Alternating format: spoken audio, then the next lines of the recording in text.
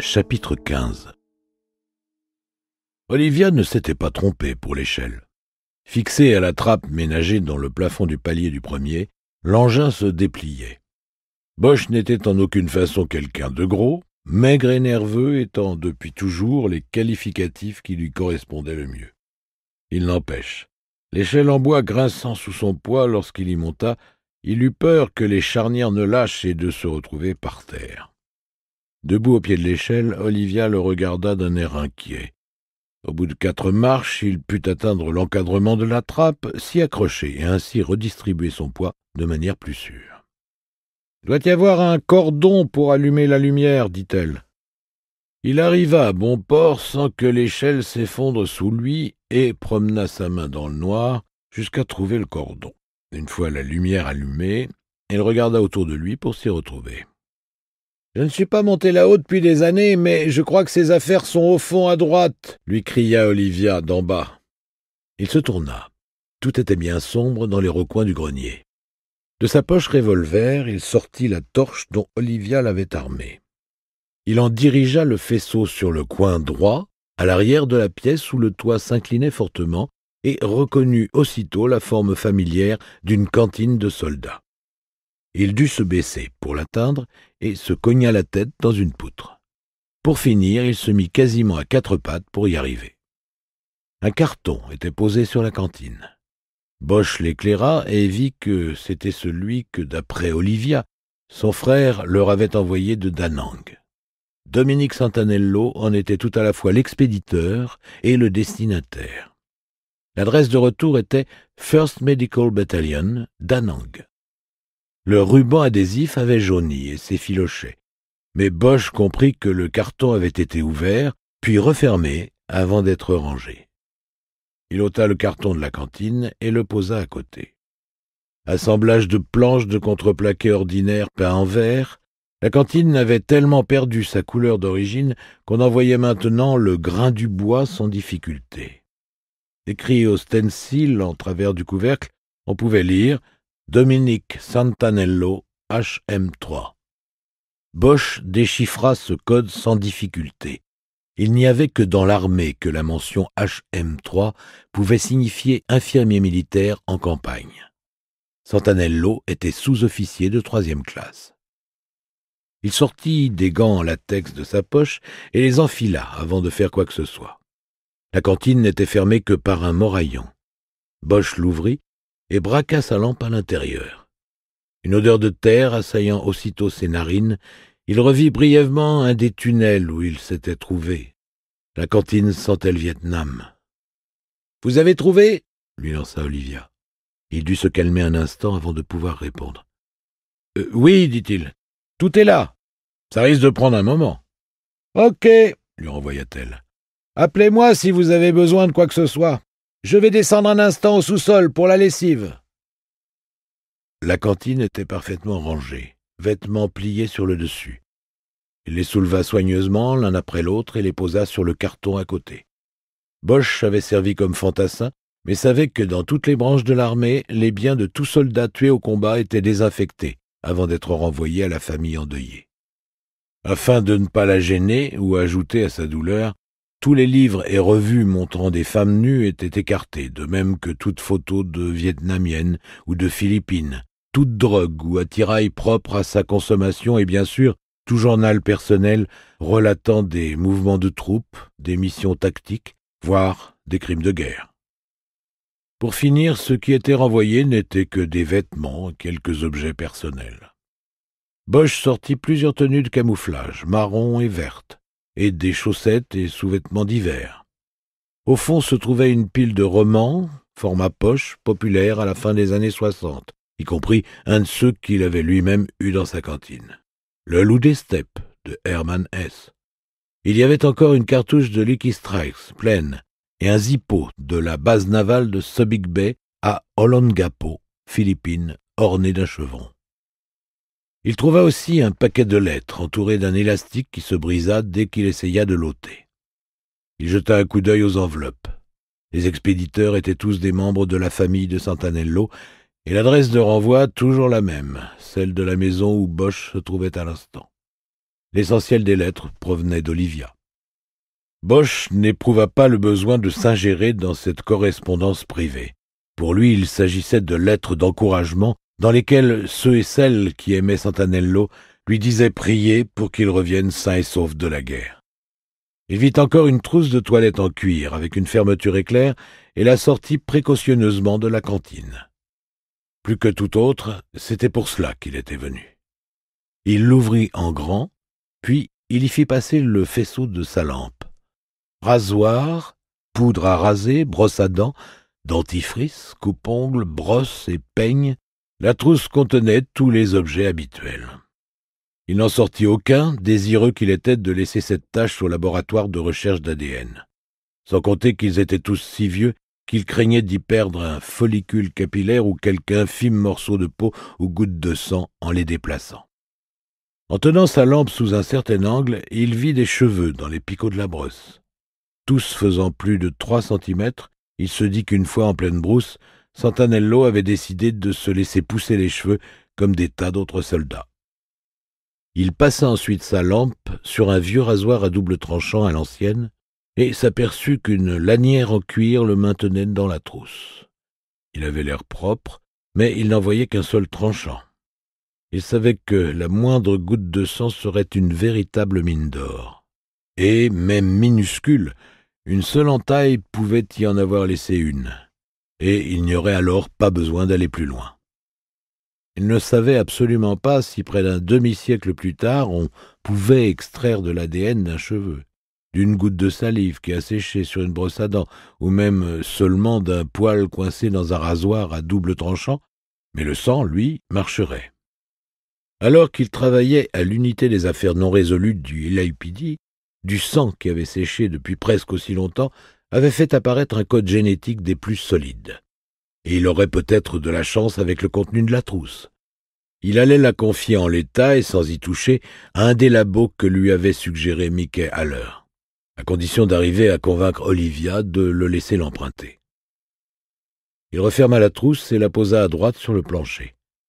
C'était là qu'il avait décidé de mettre tout ce qu'il avait l'intention d'emporter avec la permission d'Olivia. Il reprit l'examen de la cantine, apparemment sans intérêt, et vérifia qu'elle ne comportait pas un double fond.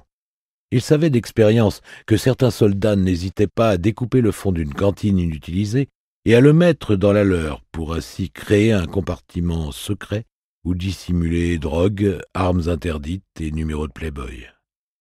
Il n'y avait pas de fond amovible. Santanello n'avait rien caché dans sa cantine. Bosch trouva remarquable qu'il n'y ait là ni photo ni lettre autre que celle de ses proches. Cela ne lui laissait plus que le carton d'objets personnels qu'il avait envoyé chez lui juste avant de rentrer.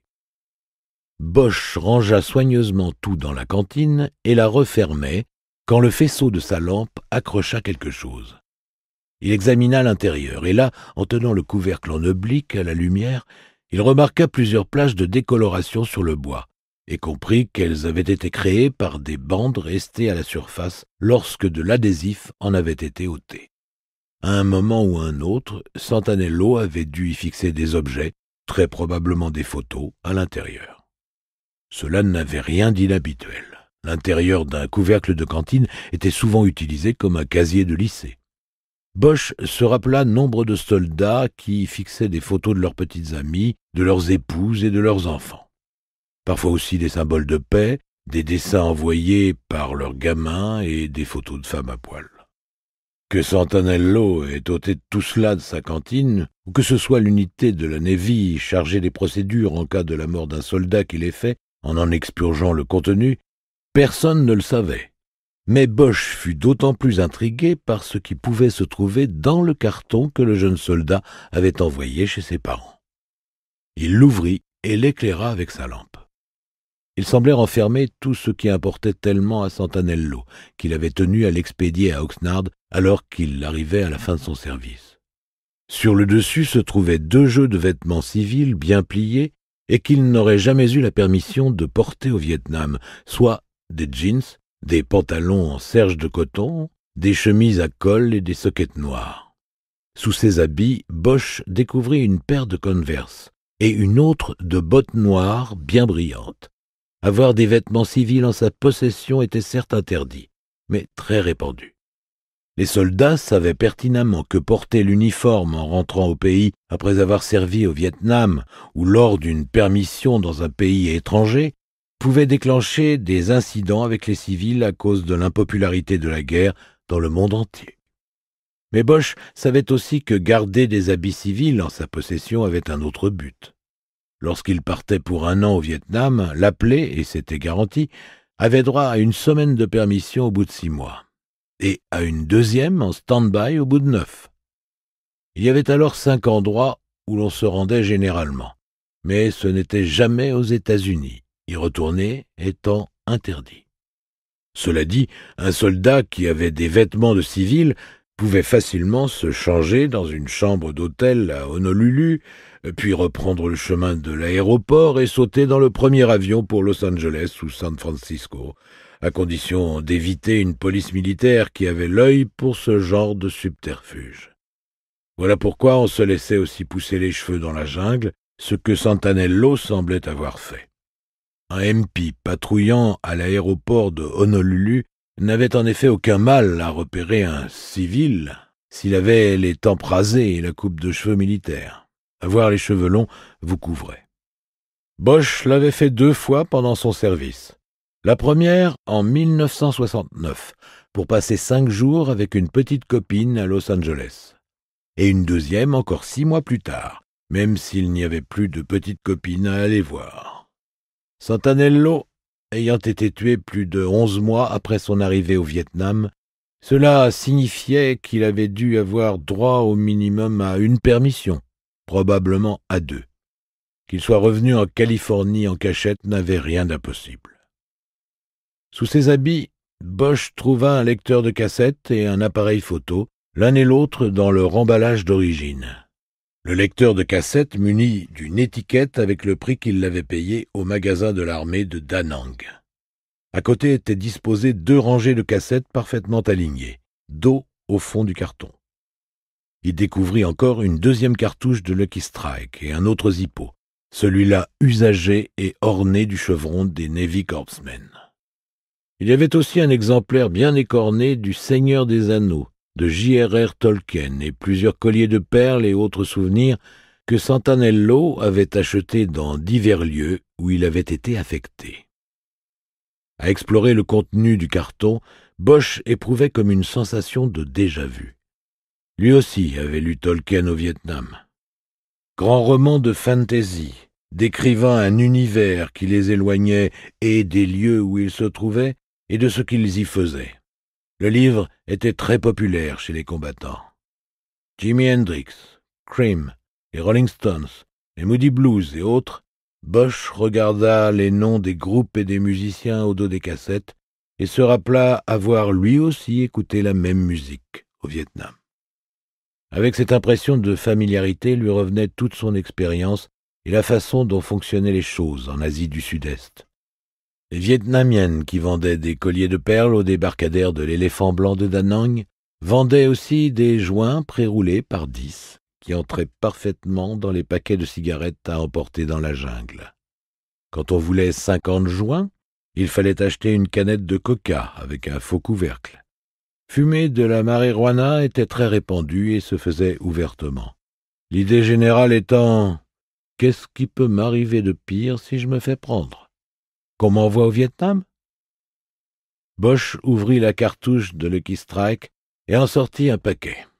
Comme il le soupçonnait, celui-ci contenait 10 joints expertement roulés et joliment emballés dans de l'alu pour garder leur fraîcheur. Pour lui, tous les autres paquets devaient être pareils. Il était plus que vraisemblable que Santanello ait pris l'habitude de planer, qu'il ait voulu être sûr d'avoir une ample provision de joints pour son retour au pays. Tout cela n'était que modérément intéressant, dans la mesure où Bosch y retrouvait certes des souvenirs de ce qu'il avait lui-même vécu au Vietnam, mais il n'y avait dans ce carton rien qui puisse vraiment faire avancer son enquête et confirmer à Whitney Vance qu'il était bien le père de Dominique Santanello. Car c'était bien son but. S'il devait un jour rapporter au vieil homme que sa lignée avait pris fin dans le crash d'un hélicoptère, Il voulait être certain d'avoir tout fait pour lui assurer que c'était la vérité. Il remballa le paquet de cigarettes et le mit de côté. Puis il sortit les cartons d'emballage contenant l'appareil photo et le lecteur de cassette. Et là, au moment même où il se demandait où étaient passés les clichés qu'il avait dû prendre avec, il s'aperçut que le fond du coffret servait de cachette à un tas de photos en noir et blanc et d'enveloppes renfermant des bouts de négatifs. Tout cela donnait l'impression d'être encore en bon état, rien n'y ayant été exposé à la lumière pendant des décennies entières. Il ôta les 2 rangées de cassettes pour accéder aux photos, et se demanda si Santanello n'avait pas sciemment essayé de les cacher aux membres de sa famille, au cas où ceux-ci ouvriraient le carton avant son retour. Il en fit un tas et les sortit du carton. Il y avait là 42 tirages en tout, et cela couvrait toutes les expériences qu'on pouvait vivre au Vietnam. Bosch découvrit des vues de la jungle, des photos de Vietnamiennes à l'éléphant blanc, des clichés pris à bord du Sanctuary, le navire-hôpital qu'il reconnut aussitôt, et, ironie du sort, d'autres pris à partir d'hélicoptères volant au-dessus de la jungle et de damiers de rizières apparemment sans fin. Le tas qu'il avait fait de toutes ces photos ne suivait aucun ordre chronologique ou thématique. Ce qu'il avait sous les yeux se réduisant à un méli-mélo d'images qui, encore une fois, ne lui étaient que trop familières. Mais ses sentiments, plutôt brumeux, se cristallisèrent soudain en un souvenir des plus solides, lorsqu'il tomba sur 3 clichés consécutifs montrant un pont supérieur du Sanctuary noir de monde. 200 ou 300 soldats blessés s'y étant réunis pour un spectacle de Noël donné par Bob Hope et Connie Stevens. Sur le premier, les 2 artistes se tenaient côte à côte. Connie Stevens, la bouche grande ouverte, devant un premier rang de soldats qui, complètement ravis, la regardaient avec attention. Le deuxième montrait la foule, entassée tout à l'avant du navire, avec la montagne du Singe au loin, de l'autre côté de la baie. Sur le troisième, on voyait Bob Hope en train de dire au revoir à tous les soldats qui, debout, l'ovationnaient à la fin du spectacle. Bosch y était. Blessé par une lance en bambou dans un tunnel, il avait été soigné 4 semaines durant à bord du Sanctuary en décembre 1969. La blessure proprement dite avait guéri rapidement, l'infection qu'elle avait déclenchée résistant, elle, plus longtemps. Déjà maigre, il avait perdu 10 kilos pendant le traitement. Mais dans la dernière semaine du mois, il avait suffisamment récupéré pour recevoir son ordre de retour au combat le lendemain même de Noël. Bob Hope et sa troupe étaient programmés depuis des semaines. Et comme tout le monde à bord, Bosch attendait avec impatience de voir l'artiste et son invité vedette, Connie Stevens, une actrice et chanteuse que Bosch avait déjà vue dans des émissions de télévision, telles que Hawaiian Eye et 77 Sunset Strip. Mais en cette veille de Noël, des vents forts et une grosse houle dans toute la mer de Chine méridionale n'en faisaient qu'à leur tête avec le navire. Les hommes avaient commencé à se rassembler sur le pont supérieur dès que les 4 hélicoptères transportant Bob Hope, ses artistes et le groupe qui les accompagnait avaient été vus à l'approche de la plage arrière. Mais c'est à ce moment-là qu'il avait été décidé qu'atterrir sur le navire instable était trop risqué. Le Sanctuary avait été construit avant l'invention de l'hélicoptère, et du haut des airs, la petite hélisurface aménagée à l'arrière du bâtiment ressemblait à un timbre-poste en mouvement. Les hommes avaient tous regardé, puis vu les hélicos faire demi-tour et repartir vers Da Nang. Un grognement unanime s'était emparé de la foule et les soldats commençaient à quitter lentement le pont pour regagner leur couchette lorsque quelqu'un s'était retourné vers Da Nang et avait crié « Attendez, ils reviennent !» Il n'avait raison qu'en partie. Seul un des 4 appareils avait fait demi-tour et revenait vers le Sanctuary. Son pilote, ayant enfin réussi à atterrir après 3 tentatives plus que tendues, Bob Hope était descendu par la portière coulissante avec Connie Stevens, Neil Armstrong et un saxophoniste de jazz du nom de Quentin McKenzie. Alors que Bosch repensait ainsi à la scène presque un demi-siècle plus tard, Le rugissement qui était alors monté de la foule en train de revenir vers le pont lui expédia comme un frisson électrique dans le dos. Les artistes n'avaient plus ni musiciens ni choristes pour les soutenir. Mais Bob Hope et ses amis avaient ordonné au pilote de faire demi-tour et d'atterrir coûte que coûte. Neil Armstrong, ayant lui-même atterri sur la Lune 5 mois plus tôt, qu'est-ce qu'il pouvait y avoir de si difficile à poser un hélico sur un navire? Armstrong avait prononcé des paroles d'encouragement à la troupe, et Mackenzie s'était fendu de 2 solos avec son sax. Bob Hope, lui, avait lâché ses bons mots et Stevens brisait les cœurs en chantant a cappella la célèbre chanson de Judy Collins, « Both Sides Now ». Bosch s'en souvenait encore comme l'un de ses plus beaux jours sous les drapeaux. Bien des années plus tard, alors qu'il était inspecteur au LAPD, il avait été appelé pour faire la sécurité en civil au Shubert Theatre pour la première côte ouest de la comédie musicale Mamma Mia.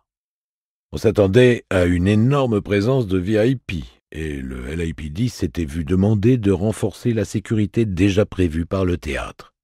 Et là, alors qu'il se tenait debout dans l'entrée et regardait les mains et les visages de tout un chacun, Bosch avait soudain reconnu Connie Stevens au milieu de ses célébrités.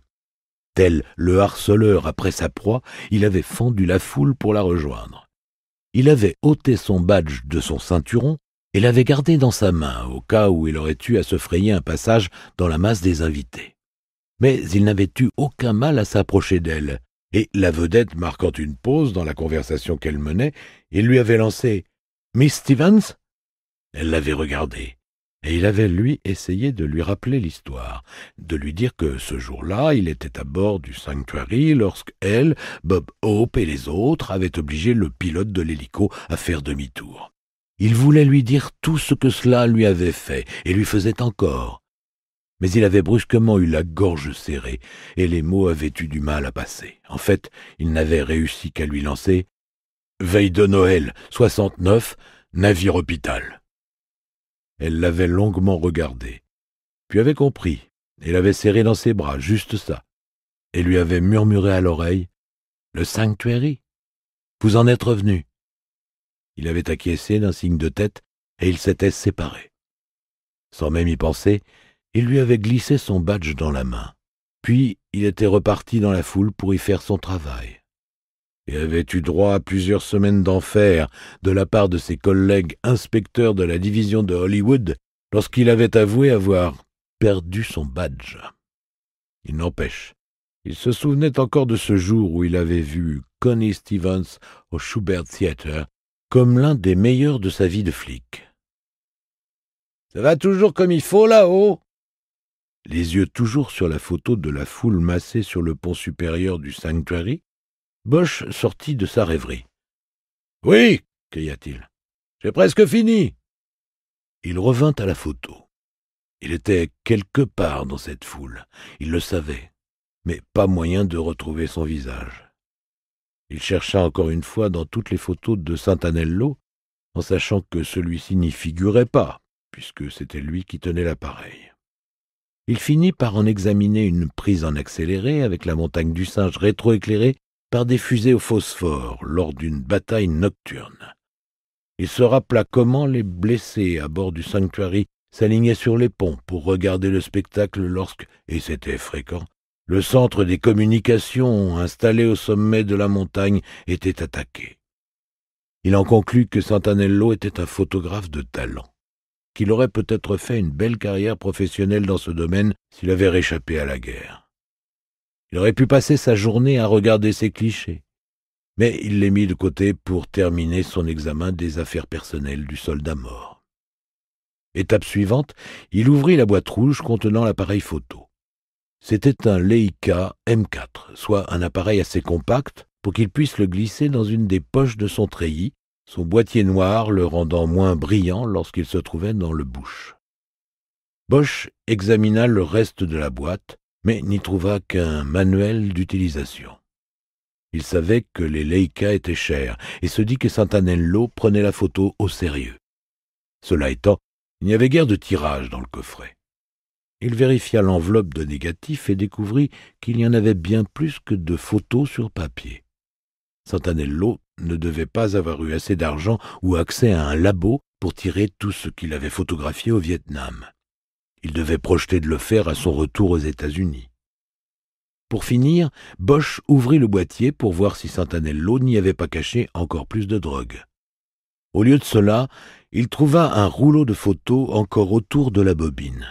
Il crut l'avoir exposé, mais en le sortant, il s'aperçut qu'il l'était déjà et avait été enroulé autour de la bobine et ainsi caché dans l'appareil. La pellicule était cassante, elle se fissura et se brisa entre ses doigts lorsqu'il tenta de la dérouler pour regarder les clichés.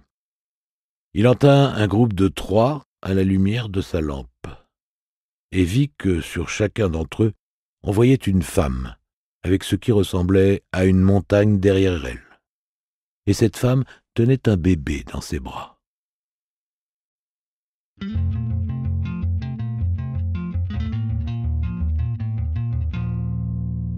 Chapitre 16. Le lendemain matin, Bosch prit sa voiture pour gagner une zone commerciale proche de l'aéroport de Burbank et du Valhalla Memorial Park. 2 ou 3 rues après le cimetière, il se gara dans le parking de la Flashpoint Graphics. Il avait téléphoné et on l'attendait. La Flashpoint Graphics était une société en pleine expansion, spécialisée dans l'illustration photo grand format pour les supports publicitaires du genre panneaux, bus et façades d'immeubles. Il ne se passait pas un jour qu'on ne voie une de ses créations dans toutes sortes de lieux, tant à Los Angeles que dans ses banlieues. Où qu'on soit, dans Sunset Strip, on en découvrait une. Et tout cela était dirigé par un certain Guy Claudi, qui, dans une vie antérieure, avait été photographe de médecine légale pour le LAPD. Bosch et Claudi avaient travaillé ensemble sur un certain nombre de scènes de crime dans les années 80 et 90, avant que Claudi ne s'en aille pour ouvrir sa propre boîte de photos et de graphisme. Les 2 hommes étaient restés en contact, en général en allant voir ensemble 1 ou 2 matchs des Dodgers par an, et lorsque Bosch l'avait appelé ce matin-là pour lui demander un service, Claudi lui avait dit de venir tout de suite. Habillé relax, d'un jean et d'une chemise Tommy Bahama, Claudi l'accueillit dans une réception assez quelconque. Sa société ne cherchait pas le client de passage, et le conduisit à l'arrière, dans un bureau plus opulent mais pas extravagant, aux murs couverts de photos encadrées des années de gloire des Dodgers. Bosch n'eut pas besoin de lui demander s'il avait pris ses clichés quand il était photographe officiel de l'équipe. Sur l'un d'entre eux, on voyait le lanceur Fernando Valenzuela exulter sur le monticule. Grâce à ses lunettes, Bosch vit tout de suite de quoi il s'agissait. « Le sans point ni coup sûr !» dit-il en montrant la photo encadrée. « Les Cardinals, 1990. »« C'est ça, bonne mémoire, mec !» Je me souviens que j'étais de surveillance, à Echo Park, en haut du White Knoll. J'étais avec Frankie Sheehan. Tu te rappelles l'histoire du faiseur de poupées? Bien sûr, t'as fini par le coincer. Oui, ce soir-là, c'était un autre mec qu'on surveillait à cet endroit. Mais on pouvait voir le stade, et on a entendu Vinny annoncer ce coup. Ça sortait de toutes les fenêtres alentour. Je mourais d'envie de laisser tomber la planque et d'aller voir la dernière manche. Tu sais bien, on montre son badge, on est dans la place et on regarde. Mais non, on est resté à notre poste et on s'est contenté d'écouter Vinny. Je me rappelle que le match s'est terminé sur un coup double. Ouais, et moi je ne m'y attendais pas. Guerrero qui se met un coup double. J'ai même failli rater ma photo parce que je rembobinais la péloche. Aïe aïe aïe mec, qu'est-ce qu'on va faire sans Vinny? Il faisait référence à la retraite qu'avait prise Vince Scully, le vénérable annonceur des Dodgers qui avait couvert tous les matchs de l'équipe depuis 1950. Et le record était extraordinaire, puisqu'il remontait à l'époque où les Dodgers n'étaient encore que les Brooklyn Dodgers. « On sait rien, » répondit Bosch. « Peut-être qu'il a commencé à Brooklyn, mais c'était quand même la voix de cette ville. Sans lui, ça ne sera plus pareil. » Ils s'assirent assez lugubrement de part et d'autre d'un bureau, et Bosch essaya de changer de sujet. « Dis, c'est un sacrément grand endroit que t'as là, » lança-t-il, très impressionné par la taille des bâtiments. Je n'en avais aucune idée. 3700 mètres carrés. C'est aussi grand qu'un magasin Best Buy. Et on a besoin de plus. Mais tu sais quoi? Les trucs des homicides me manquent. Dis-moi que t'as un truc à faire pour moi dans ce domaine. Eh bien, dit Bosch, j'ai effectivement une énigme, mais je ne crois pas qu'elle implique un meurtre. Une énigme, c'est déjà ça, je prends. Qu'est-ce que t'as pour moi? Bosch lui tendit l'enveloppe qu'il avait apportée. Elle contenait les négatifs parmi lesquels se trouvait la photo de la femme et du bébé. Il les avait montrés à Olivia MacDonald, mais elle ne savait absolument pas de qui il s'agissait. Tout aussi intriguée que lui, elle lui avait donné l'autorisation de prendre l'enveloppe et la trousse de toilette. « C'est pour une affaire privée, dit-il, et j'ai trouvé ces négatifs. Ils ont presque 50 ans d'âge et sont restés dans un grenier sans clim ni chauffage. Et en plus, ils sont abîmés. Ils se sont fendus et m'ont pété dans les doigts quand je les ai trouvés. J'aimerais savoir ce que tu pourrais en faire. » Claudie ouvrit l'enveloppe et en versa le contenu sur son bureau. Il se pencha dessus et regarda les bouts de négatifs sans les toucher. « Sur certains d'entre eux, on voit une femme devant une montagne, reprit Bosch. Tous ces clichés m'intéressent, mais surtout ceux-là, ceux avec la femme. Pour moi, c'est quelque part au Vietnam. Oui, il y a des coupures et des craquelures. C'est de la pellicule Fuji, ce qui veut dire qu'en général, ça tient plutôt bien. Qui est cette femme? Je ne sais pas. C'est pour ça que je veux la voir. Elle et le bébé qu'elle tient dans ses bras. Ok, dit Claudie. Je devrais pouvoir en tirer quelque chose. En tout cas, mes gars du labo le pourront. On va tout relaver, sécher, et après, on fera le tirage. Je vois déjà des empreintes digitales qu'on devrait pouvoir extraire, même après tout ce temps.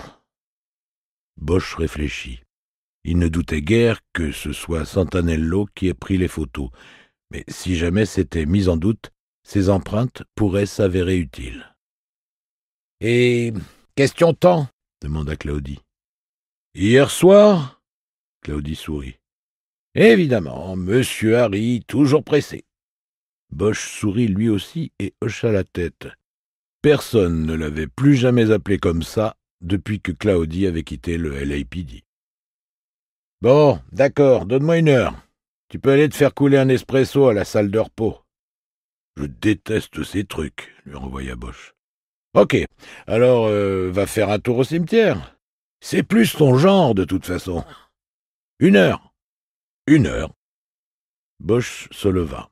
« Mes amitiés à Oliver Hardy, dit Claudie. Il y est. »« Ce sera fait. » Bosch quitta les bâtiments de la Flashpoint et descendit Valhalla Drive à pied.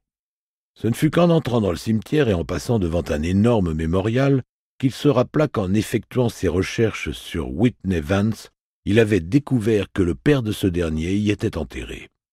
À 2 pas de Caltech et sous les couloirs aériens du Bob Hope Airport, ce cimetière était en effet l'endroit où reposaient toutes sortes de pionniers de l'aviation tels que concepteurs d'avions, pilotes et acrobates de l'aéronautique. Tous étaient enterrés ou célébrés tout autour et à l'intérieur d'un grand dôme, le Portal of the Folded Wings, Shrine to Aviation. Il trouva la plaque dédiée à Nelson Vance sur le sol carrelé du mémorial. Nelson Vance, visionnaire et pionnier de l'aviation, premier partisan d'une armée de l'air, sa vision prophétique et son leadership jouèrent un rôle déterminant dans la suprématie aérienne des États-Unis en temps de guerre comme en temps de paix. Bosch remarqua qu'un espace avait été laissé à côté de la plaque et se demanda s'il n'était pas déjà réservé pour servir de dernière demeure à Whitney Vance.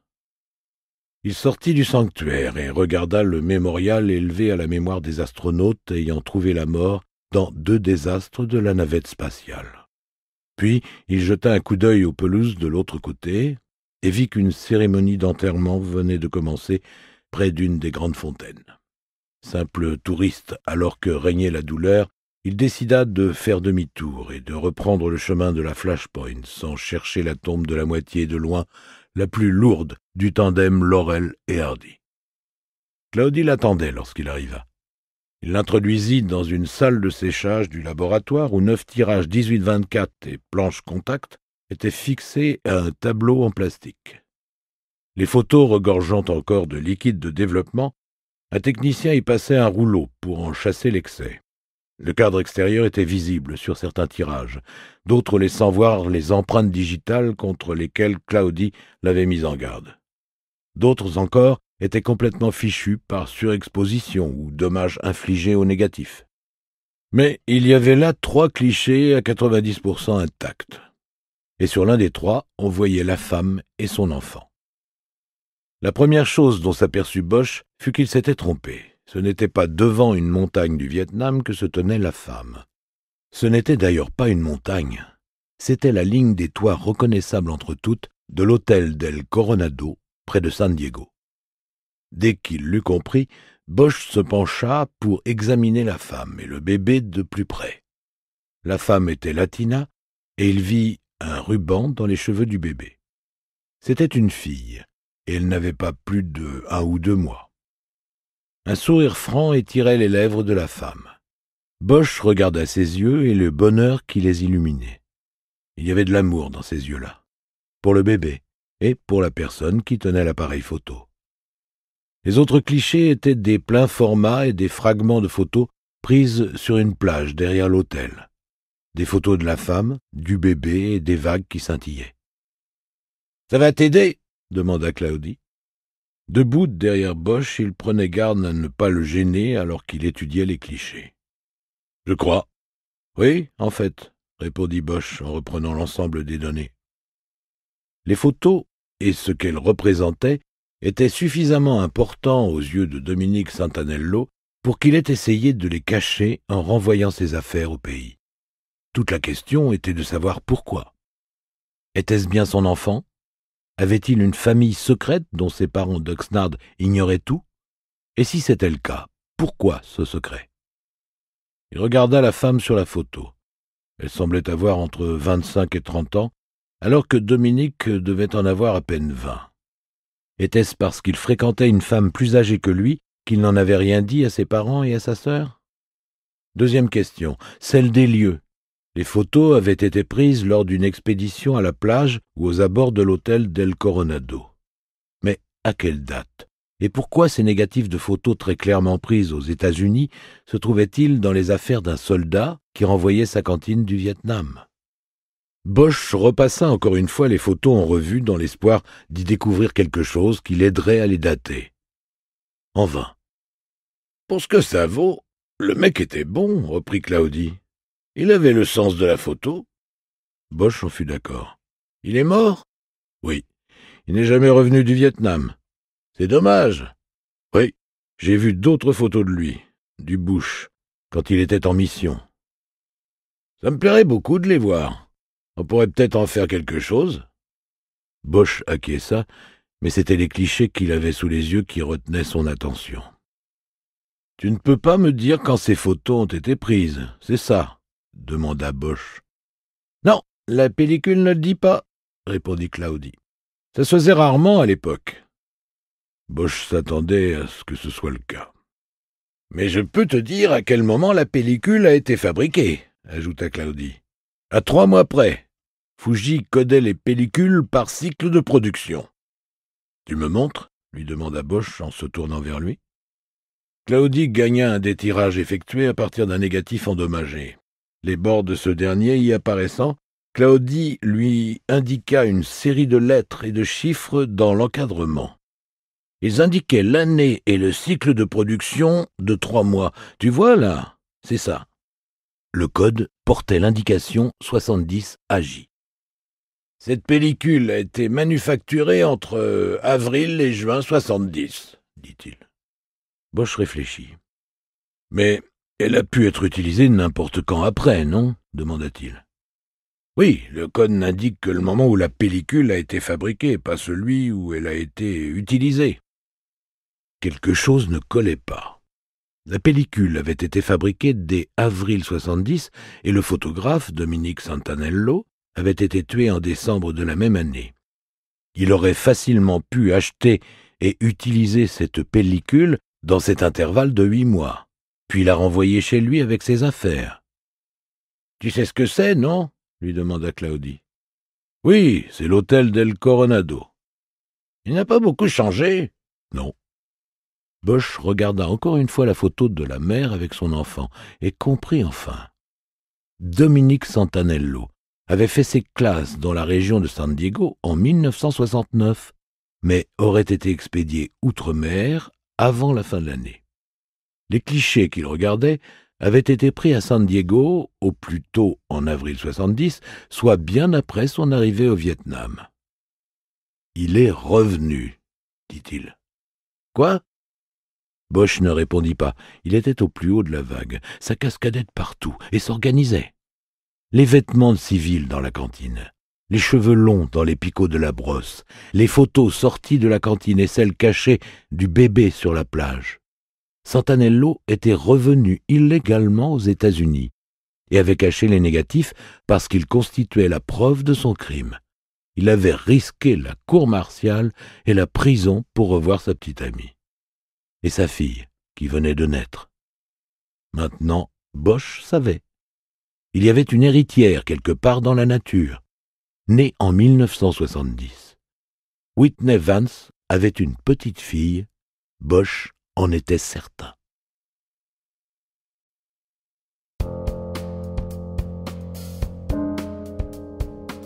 Chapitre 17. Claudie rangea toutes les photos dans un dossier en cartoline afin qu'elles ne puissent être tordues ou endommagées. Une fois dans la voiture, Bosch le rouvrit et regarda de nouveau la femme et le bébé. Il savait qu'il lui restait encore beaucoup de points de sa théorie à confirmer, et que certains ne pourraient jamais l'être. Les négatifs à l'origine des photos avaient été retrouvés cachés à l'intérieur même de l'appareil de Nick Santanello. Mais cela ne voulait pas forcément dire qu'il avait pris ces clichés lui-même. Quelqu'un d'autre avait pu les prendre et lui envoyer les négatifs au Vietnam. Bosch savait que c'était une possibilité qu'on ne pouvait pas écarter complètement. Mais tous ses instincts lui disaient que ce scénario était improbable. Les négatifs avaient été trouvés avec son appareil et d'autres négatifs de clichés qu'il avait pris lui-même. Pour Bosch, il était clair que c'était bien Santanello qui avait pris celui de la femme avec le bébé. L'autre question en suspens était de savoir pourquoi Santanello avait voulu cacher à ses parents, et surtout à sa sœur là-bas à Oxnard, et sa paternité et sa relation avec cette femme. Bosch savait que les dynamiques familiales sont presque aussi uniques que les empreintes digitales, et qu'il lui faudrait peut-être rendre encore quelques visites à Olivia pour comprendre vraiment les relations entre les membres de la famille Santanello. Il décida que la meilleure façon de ne pas perdre son temps serait de prouver ou de réfuter que Santanello était le fils de Whitney Vance et qu'il avait peut-être engendré un héritier, à savoir le nourrisson apparaissant sur les photos de l'hôtel d'El Coronado. Les autres explications pourraient venir plus tard, si elles avaient une quelconque importance à ce moment-là. Il referma le dossier et remit l'élastique autour en le faisant claquer. Avant de démarrer la voiture, il sortit son portable et appela Gary McIntyre, l'enquêteur du National Personnel Records Center. La veille, Olivia MacDonald lui avait envoyé un email dans lequel elle l'autorisait à recevoir et étudier les états de service militaire de son frère. Il vérifia où en était McIntyre dans ses recherches. « Je viens juste de tout rassembler, » lui répondit celui-ci. « C'est trop lourd pour que je vous l'envoie par email. Je vous transfère ça sur votre site de téléchargement et je vous envoie le mot de passe par Internet. » Bosch ne savait pas trop à quel moment il pourrait avoir accès à un terminal d'ordinateur pour télécharger un gros dossier numérique, ni même seulement s'il en serait capable. « Très bien, dit-il. Mais là, je roule vers San Diego et je ne suis pas certain de pouvoir y accéder. J'aimerais beaucoup savoir ce que vous avez découvert sur ces classes. » Il laissa planer sa question.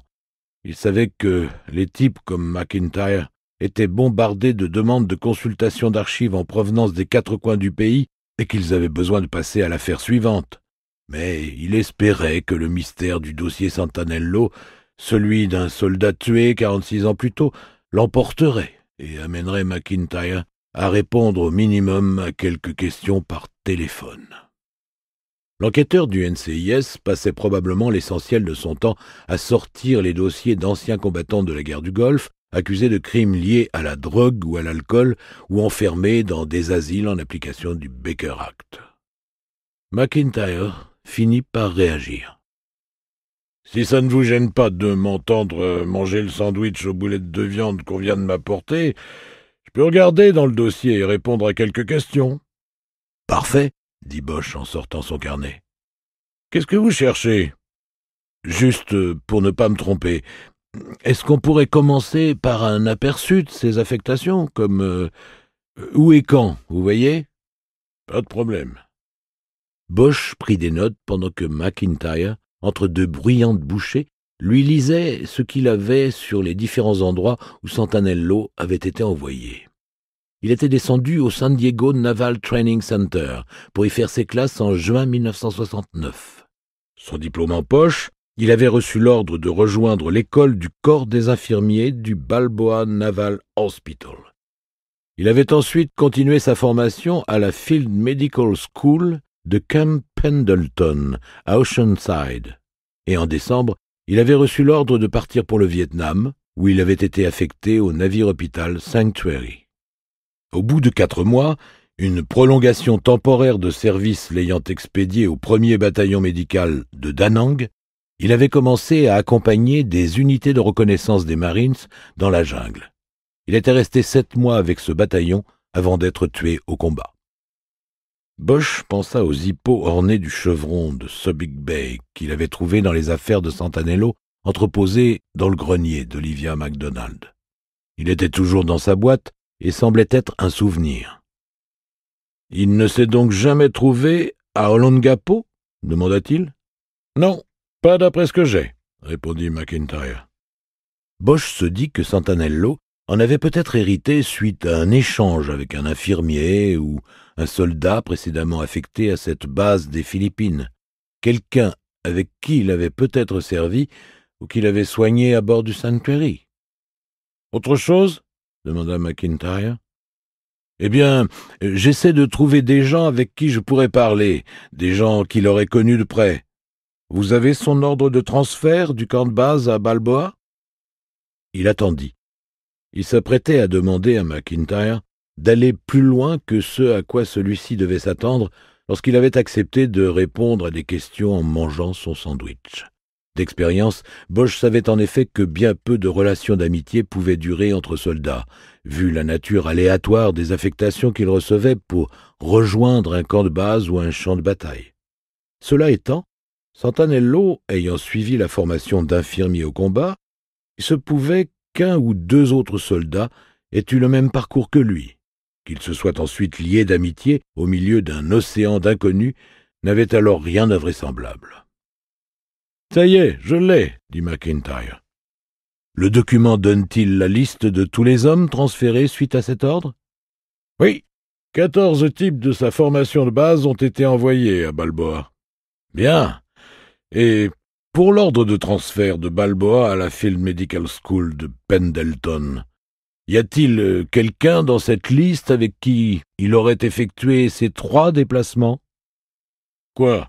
Du camp de base à Balboa, puis de Balboa à Pendleton ? Putain, Bosch, ça pourrait me prendre toute la journée. »« Je sais que ça fait beaucoup, mais si vous avez les listes, y a-t-il quelqu'un parmi les 14 qui soit parti à Pendleton avec lui ?» Il pensa que sa demande était moins compliquée que McIntyre le laissait entendre, mais il n'allait certainement pas le lui suggérer. « Ne quittez pas, » lâcha McIntyre d'un ton bourru. Bosch se tut. Il n'avait aucune envie de dire quelque chose de travers et d'ainsi mettre fin à leur coopération. 4 minutes s'écoulèrent avant qu'il entende quoi que ce soit. Bruit de mandibules compris en provenance de McIntyre. « Il y en a eu 3, dit-il enfin. On dit donc bien 3 types qui auraient fait leur classe avec lui. C'est ça. Prêt à noter ? Prêt. McIntyre lui lut et épela 3 noms. George Garcia Labine, Donald C. Stanley et Hallie B. Lewis. Bosch se souvint que le nom de ce dernier était écrit au stencil sur la chemise que portait Santanello sur la photo qu'Olivia lui avait montrée. Il y vit le signe que les 2 hommes étaient proches. Enfin, il savait où aller. « À propos, » reprit McIntyre, « de ces types ont été tués au combat. » Bosch sentit s'amenuiser son espoir de retrouver quelqu'un qui pourrait l'aider à identifier la femme et l'enfant de l'hôtel d'El Coronado. « Lesquels ?» demanda-t-il. « Garcia Labine et Stanley, » répondit McIntyre.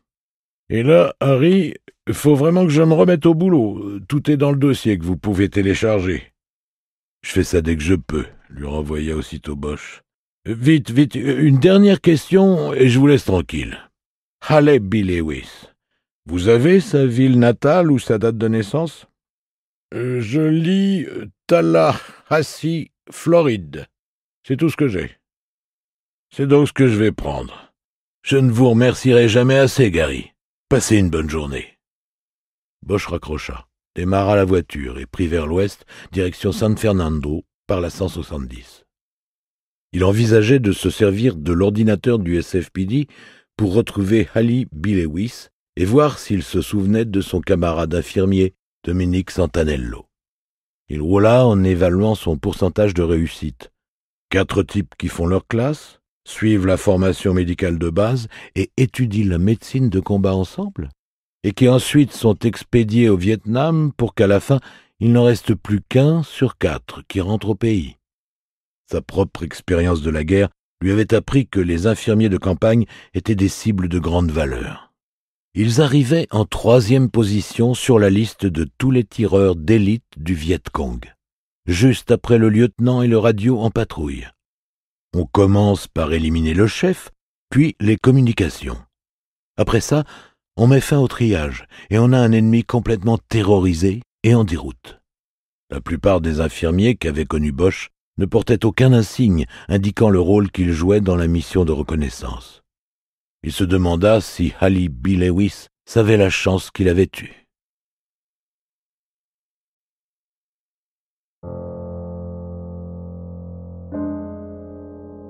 Chapitre 18.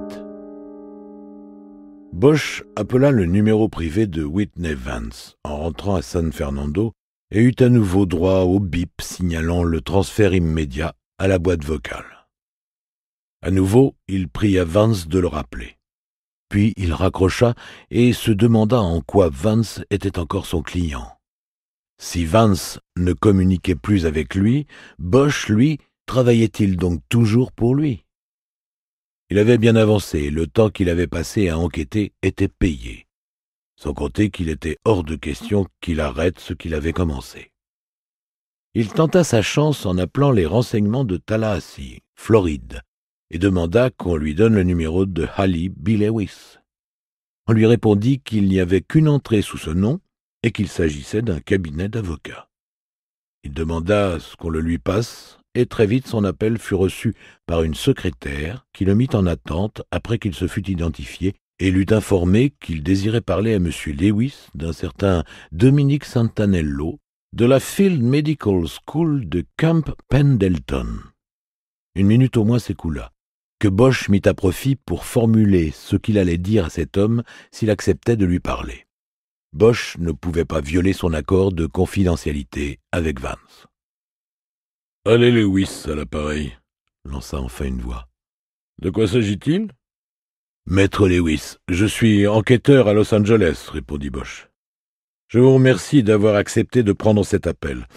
Je travaille sur une enquête ayant pour objet feu Dominique Santanello. Ça, pour être feu, il l'est, depuis presque 50 ans. »« Oui, maître, je sais. »« Que pouvez-vous donc bien vouloir savoir sur lui ?» Bosch passa à la réponse qu'il avait préparée. « Il s'agit d'une enquête confidentielle, mais je peux vous dire qu'il s'agit de déterminer si Dominique a ou non un héritier. » Il eut un instant de silence avant que Lewis ne réponde. « Un héritier. Il avait dans les 19 ans quand il a été tué au Vietnam. »« C'est exact. Ça s'est passé 1 mois avant son 20e anniversaire.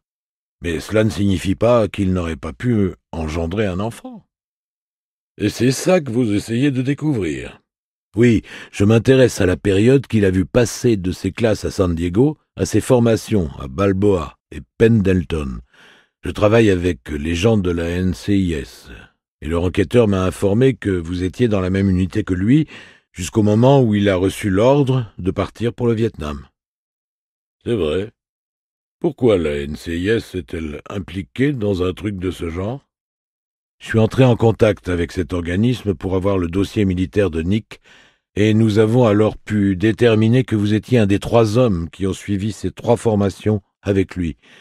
Vous êtes le seul à avoir survécu. Je sais. Inutile de me le rappeler. Bosch, qui avait suivi Victory Boulevard jusqu'à North Hollywood, prit la 170 vers le nord. La forteresse des San Gabriel Mountains s'étalait en travers de son pare-brise. Et donc, comment pourrais-je savoir quoi que ce soit sur le fait que Nick aurait ou n'aurait pas eu d'enfant? Parce que vous étiez proche. Comment le savez-vous? Que nous ayons suivi notre formation dans les mêmes unités ne signifie... C'est lui qui a passé le test de natation à votre place. Il a mis votre chemise et s'est fait passer pour vous. S'ensuivit un long silence, avant que Lewis ne lui demande comment il avait eu vent de cette histoire. « J'ai vu la photo, » répondit Bosch. « C'est sa sœur qui m'a raconté l'histoire. »« Ça fait longtemps que je n'ai pas pensé à ça, » reprit Lewis. « Mais pour répondre à votre question, non. Je ne sais pas si Nick a un héritier. S'il a engendré un enfant, il ne me l'a pas dit. S'il a engendré un enfant, elle serait née après que vous avez tous reçu vos feuilles de route à la fin de votre formation à la Field Medical School. Nick aurait déjà été au Vietnam. Et moi, à Subic Bay. Mais vous parlez d'une enfant. J'en ai vu une photo qu'il a lui-même prise. On y voit une femme et sa fille à la plage près de l'hôtel Del Coronado. La mère était une latina. Vous souvenez-vous s'il fréquentait une femme à cette époque? Oui, je me souviens d'une... Elle était plus âgée que lui et lui a jeté un sort. Un sort? Oui, il est tombé sous son charme. C'était vers la fin de notre période à Pendleton. Il l'avait rencontrée dans un bar d'Oceanside. Et Nana venait y chercher des mecs comme lui. Que voulez-vous dire par des mecs comme lui? Des Hispaniques, des Mexicains. À cette époque-là, il y avait tout ce truc de la Chicano Pride là-bas en Californie. C'est comme si elle recrutait des Mexicains de la base. Nick était basané, mais ses parents étaient blancs. Je le savais, parce que je les avais vus à la cérémonie de remise des diplômes. Il m'avait dit être un enfant adopté, que sa mère biologique était mexicaine. Ces nanas-là jouaient à fond là-dessus, je crois. Sa vraie identité, vous voyez? Et cette femme dont vous parlez faisait partie de ce mouvement? Oui. Je me souviens que Stanley et moi, on essayait de le ramener à la raison. Mais il nous disait qu'il était amoureux, et que ce n'était pas le truc mexicain, non, c'était elle. Vous vous rappelez son nom? Non, pas vraiment. Ça remonte à vraiment loin. Bosch essaya de masquer sa déception dans sa voix. À quoi ressemblait-elle? Cheveux noirs, jolis. Elle était plus âgée, mais pas trop. Dans les 25-30 ans. D'après lui, c'était une artiste. Bosch savait qu'en continuant à le ramener à cette époque, d'autres détails pourraient lui revenir. Où s'était-il rencontré? Ça devait être au Surfrider. On y traînait pas mal. Là ou dans un autre de ces bars près de la base. Et il allait la voir en permission de week-end? Oui, il y avait un endroit là-bas à San Diego où il allait la voir quand il avait quartier libre. C'était dans le barrio, sous une autoroute ou un pont, mais ils appelaient ça le Chicano Way ou un truc dans le genre. Ça remonte à si loin que j'ai du mal à me rappeler. Mais ils m'en parlaient. Ils essayaient d'en faire un parc, et il y avait des graffitis sur l'autoroute. Il a commencé à parler de ces gens comme de sa familia. Il se servait du mot espagnol et c'était marrant, parce qu'il ne parlait même pas cette langue. Il ne l'avait jamais apprise. Tout cela contenait des renseignements d'autant plus intéressants que Bosch voyait bien qu'il collait avec d'autres bouts de l'histoire qu'il connaissait déjà. Il pensait à ce qu'il allait pouvoir lui demander ensuite lorsque ce coup de poker téléphonique paya enfin. « Gabriella !» lâcha Lewis. « Ça me revient juste maintenant. » « C'est comme ça qu'elle s'appelait ?» dit Bosch sans pouvoir cacher l'excitation dans sa voix. « Oui, j'en suis relativement sûr maintenant. Gabriella. » « Et son nom de famille ?» demanda Bosch en tentant encore sa chance. « Oh, mec, j'arrive même pas à croire que son prénom me soit remonté de toute cette boue !» lui envoya Lewis en riant. « Ça m'aide vraiment beaucoup, » dit Bosch, et il commença à mettre fin à l'entretien. Il donna son numéro de téléphone à Lewis et lui demanda de l'appeler s'il se rappelait quoi que ce soit d'autre sur Gabriela ou ce que Santanello avait fait à San Diego. « Et donc, vous êtes revenu à Tallahassee après votre service ?» lança-t-il pour terminer la conversation. « Oui, je suis revenu direct ici. J'en avais marre de la Californie, du Vietnam et du reste. Et je n'ai pas bougé d'ici depuis. »« Quel genre de droit pratiquez-vous ?»« Oh, à peu près tout le droit dont on peut avoir besoin. Dans une ville comme Tallahassee, ça pète de diversifier. Il n'y a qu'un seul truc que je ne ferai jamais. Défendre un footballeur de la FSU. Je suis un Florida Gator, moi, et franchir cette ligne, non, pas question. » Bosch se dit qu'il devait faire allusion à une rivalité inter-États, mais ça le dépassait. Ce n'était que très récemment que sa connaissance des sports s'était étendue des Dodgers à un vague intérêt pour le retour des L.A. Rams. « Je peux vous demander quelque chose ?» reprit Lewis. « Qui veut savoir si Nick a un héritier ?»« Vous pouvez, maître Lewis, mais c'est la question même à laquelle je ne peux répondre. » « Nick n'avait rien et sa famille n'avait pas grand-chose de plus. Ça a donc à voir avec son adoption, non ?» Bosch garda le silence. Lewis avait mis le doigt dessus. « Je sais que vous ne pouvez pas me répondre, » reprit ce dernier. « Je suis avocat et faut sans doute que je respecte ça. » Bosch décida de raccrocher avant que Lewis ne comprenne autre chose et ne lui pose une autre question. « Merci, maître, dit-il, et merci pour votre aide. » Il raccrocha et décida de continuer jusqu'à San Fernando, alors même qu'il avait déjà trouvé Lewis. Il allait faire le point sur l'affaire du screen cutter et irait sur le net histoire de confirmer l'info que Lewis venait de lui donner. Cela dit, il n'avait aucun doute. Il allait finir par descendre à San Diego pour l'affaire. Quelques minutes plus tard, il tourna la première rue et vit les 3 camions de télévision garés devant le commissariat de police.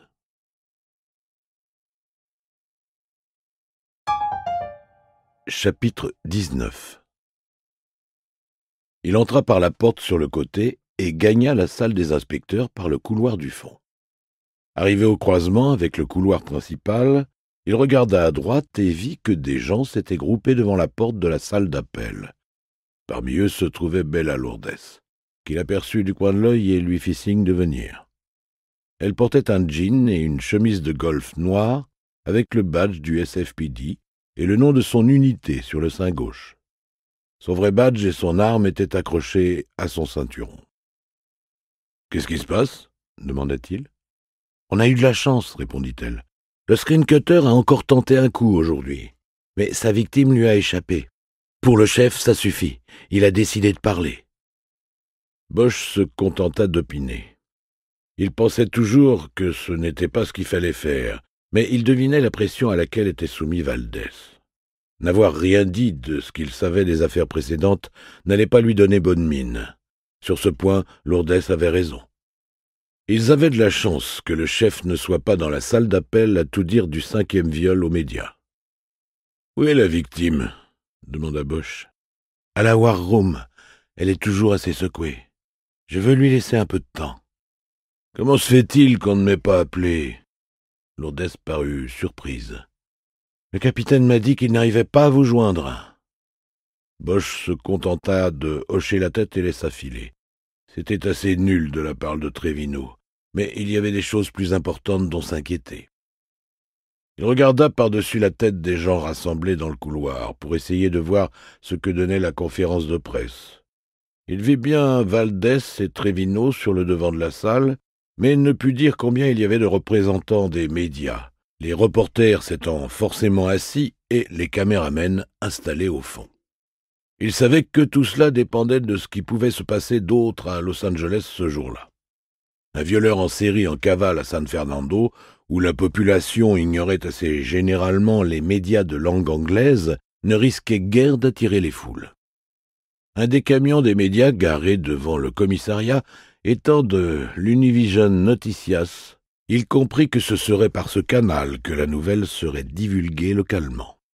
« Bon, alors, reprit-il, Trevino ou Valdés ont-ils parlé de contrôle ?»« De contrôle ?» ?»« Oui, de se garder quelque chose en réserve que seuls nous et le violeur connaîtrions, pour pouvoir écarter les faux aveux et confirmer les vrais. » Non, ça n'a pas été évoqué. Trevino aurait peut-être mieux fait de m'appeler plutôt que d'essayer de me blouser. Et il se détourna du groupe. « Vous êtes prête à retourner parler à la victime ?» reprit-il. « Comment est son anglais ?»« Elle le comprend, mais préfère parler espagnol. » Il acquiesça d'un hochement de tête. Ils commencèrent à descendre le couloir conduisant à la salle des inspecteurs. Équipé d'une longue table et d'un tableau blanc où les descentes, les affaires et les affectations pouvaient être D&D, discutées et mises en diagramme, la War Room était une grande salle de réunion située juste à côté de celle des inspecteurs. C'était en général là qu'on préparait les opérations du genre sécurisation des défilés et dépistage du taux d'alcoolémie des conducteurs. « Bien, enchaîna-t-il. Qu'est-ce qu'on sait ? Vous la connaissez probablement, ou allez la reconnaître. C'est une des baristas du Starbucks. Elle y travaille à temps partiel, le matin, de 6 à 11 heures tous les jours. Comment s'appelle-t-elle ? Béatrice, avec un Z. Nom de famille, Sahagún. Il fut incapable de mettre un visage sur ce nom. Il y avait en général 3 femmes qui travaillaient au Starbucks quand il y allait le matin. Il se dit qu'il la reconnaîtrait en arrivant à la War Room. Elle rentrait chez elle après le boulot ? Demanda-t-il. Oui, et il l'attendait. Elle habite dans la 7e rue, juste en retrait de Maclay Street. Ça cadre avec le profil. Maison individuelle, quartier résidentiel jouxtant une zone commerciale. Elle entre, et tout de suite elle sait qu'il y a quelque chose qui ne va pas. Elle voit la moustiquaire. Non, elle ne voit rien. Elle le sent. Elle le sent. Elle dit seulement qu'elle est entrée et que la maison avait une drôle d'odeur. Et elle n'avait pas oublié notre gros cafouillage avec le postier. Elle travaillait au Starbucks le jour où on a coincé Maron. Même que lorsqu'il est revenu se payer un café et un sandwich la fois suivante, il a dit aux filles derrière le comptoir que la police s'était gourée en le prenant pour un violeur qui frappait dans les environs. Ça l'a tout de suite inquiétée. Bref, elle rentre chez elle, il y a quelque chose qui ne va pas, elle s'empare d'un balai à la cuisine. Putain de Dieu, courageuse la fille. Elle aurait dû dégager de là. Ça je sais, bordel. Mais non, elle se le paye. Elle entre dans la chambre et sait qu'il est planqué derrière le rideau. Elle le voit bien et te lui balance un coup de balai digne d'Adrian González à la batte et l'étale, paf, en pleine figure. Il dégringole, emporte le rideau dans sa chute, ne sait plus où il en est. Mais qu'est-ce qui se passe, bordel? Et hop, il saute par la fenêtre et détale. Oui, à travers la vitre. Qui est-ce qui travaille la scène de crime? Les cracks. Et le capitaine a mis Sisto pour tout surveiller. Et Harry, devinez quoi? On a le couteau. Waouh! Il lui a échappé quand elle l'a frappé. Et là, il s'est pris dans le rideau et il l'y a laissé. Sisto m'a appelé quand ils l'ont retrouvé, juste là. Et le chef est au courant? Non. Ça sera ça, notre contrôle des infos. Il faut dire à Sisto et à ses cracks de garder le renseignement pour eux. Pigé. Quel masque portait-il? Je n'en ai pas encore parlé avec elle. Et son cycle menstruel? Ça non plus, je ne le lui ai pas encore demandé. Ils étaient arrivés à la War Room. « Ok, dit Bosch. Prête? Vous prenez le commandement. »« Allons-y. » Il ouvrit la porte et la lui tint pour qu'elle entre la première. Et reconnut aussitôt, en la femme assise à la grande table, celle qui lui préparait ses lattés glacés au Starbucks du coin. Toujours aimable et souriante, elle les lui servait souvent même avant qu'il ne les lui commande. Béatrice Sahagún envoyait un texto à quelqu'un lorsqu'ils entrèrent. Elle leva la tête d'un air solennel, puis elle reconnut Bosch. Un petit sourire joua sur son visage. « Latte glacé, dit-elle. Il acquiesça d'un signe de tête et lui sourit en retour. Il lui tendit la main, qu'elle serra. « Harry Bosch, dit-il, je suis content que vous alliez bien. Bosch et Lourdes prirent place en face d'elle et commencèrent à l'interroger. L'histoire étant en gros déjà connue, Lourdes put travailler en profondeur et de nouveaux détails se firent jour. De temps en temps, Bosch posait une question et Lourdes la répétait en espagnol afin d'être sûr qu'il n'y ait pas de malentendu. Béatrice répondant lentement et en réfléchissant, Bosch arrivait à comprendre l'essentiel de ce qu'elle disait sans que Lourdes ait besoin de traduire. Béatrice était âgée de 24 ans et correspondait au profil physique des victimes précédentes. Cheveux longs et yeux noirs, elle était plutôt menue. Elle travaillait au Starbucks depuis 2 ans, essentiellement en qualité de barista, parce que son anglais n'était pas à la hauteur pour prendre les commandes et les encaisser. Elle rapporta à Bosch et à Lourdes qu'elle n'avait jamais eu de contact inquiétant, ni avec ses collègues, ni avec des clients. Personne ne la suivait et elle n'avait pas de problème avec d'anciens petits amis. Elle partageait sa maison avec une autre barista du Starbucks, qui, elle, était en général de service de jour et ne se trouvait donc pas dans la maison au moment de l'intrusion. Au fil des questions, Béatrice révéla que l'intrus portait un masque de lucha libre, dont elle fit la même description que la dernière victime du screen cutter, à savoir qu'il était noir, vert et rouge. Elle révéla aussi qu'elle suivait son cycle menstruel sur un calendrier posé sur sa table de nuit. Élevée dans un catholicisme strict, expliquait-elle, elle avait suivi la méthode de contraception naturelle avec son ancien petit ami. Les 2 inspecteurs prêtèrent une attention particulière à ce qu'il avait alerté sur la présence possible d'un intrus dans la maison, l'odeur. Les questions se faisant plus précises, elle les informa que pour elle, il ne s'agissait pas d'une odeur de cigarette, mais bien de celle de quelqu'un qui fume. Bosch comprit le distinguo et se dit que c'était important. Le screen cutter était un fumeur. Il n'avait pas fumé dans la maison, mais il y avait laissé une odeur qu'elle avait reconnue. Béatrice ne cessait de se serrer la poitrine. D'instinct, elle s'était mise à chercher l'intrus plutôt que de fuir, et là, après les faits, elle se rendait compte à quel point la décision qu'elle avait prise était dangereuse. L'interrogatoire terminé, les 2 inspecteurs lui proposèrent de la faire sortir par la porte de côté afin d'éviter les journalistes encore dans les parages. Ils lui proposèrent aussi de la ramener chez elle afin qu'elle y prenne les vêtements et les affaires dont elle aurait besoin pendant au moins quelques jours. Il était en effet recommandé qu'elle et sa colocataire n'y restent pas pendant un certain temps, aussi bien pour des raisons de sécurité que pour permettre aux enquêteurs et techniciens de scènes de crime de faire leur travail. Ils ne lui laissèrent pas précisément entendre que le screen cutter pouvait revenir, mais il n'était pas loin de le penser. Lourdes appela Sisto pour l'avertir qu'ils arrivaient. Puis ils prirent la voiture de Lourdes pour gagner la maison de la victime. Sisto les attendait devant. Né et élevé dans la région, il n'avait jamais connu autre chose que le SFPD. Lourdes, elle, avait travaillé au service de police du LA County Sheriff avant de rejoindre le commissariat de San Fernando.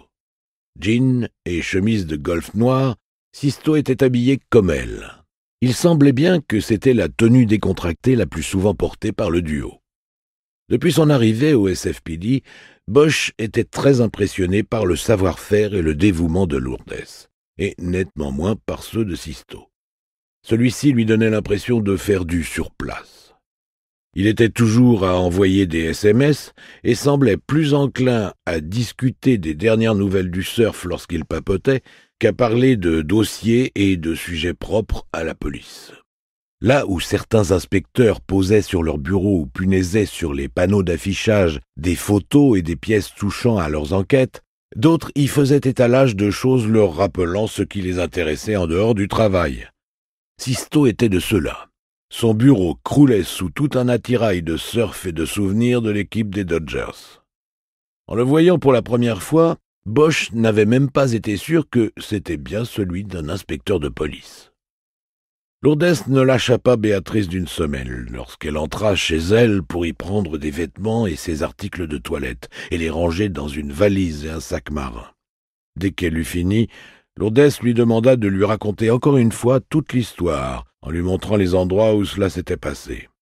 Béatrice s'y astreignit, et de nouveau Bosch s'étonna du choix qu'elle avait fait de chercher l'intrus dans toute la maison au lieu de s'en éloigner au plus vite. Lourdes se porta volontaire pour accompagner Béatrice chez sa mère, qui elle aussi habitait à San Fernando, Bosch restant sur place avec Sisto et les techniciens de scène de crime. Il commença par inspecter la fenêtre de derrière, celle par où l'intrus était entré après en avoir découpé la moustiquaire. Tout cela ressemblait beaucoup aux affaires précédentes. Il demanda ensuite à Sisto de lui montrer le couteau récupéré dans le fouillis du rideau tombé par terre. Sisto sortit un sachet à éléments de preuve en plastique d'un sac en papier brun contenant d'autres objets retrouvés. « Les techniciens ont déjà vérifié, dit-il. Il n'y a rien dessus, aucune empreinte. Le type portait des gants et un masque. » Bosch acquiesça et examina le couteau à travers le plastique.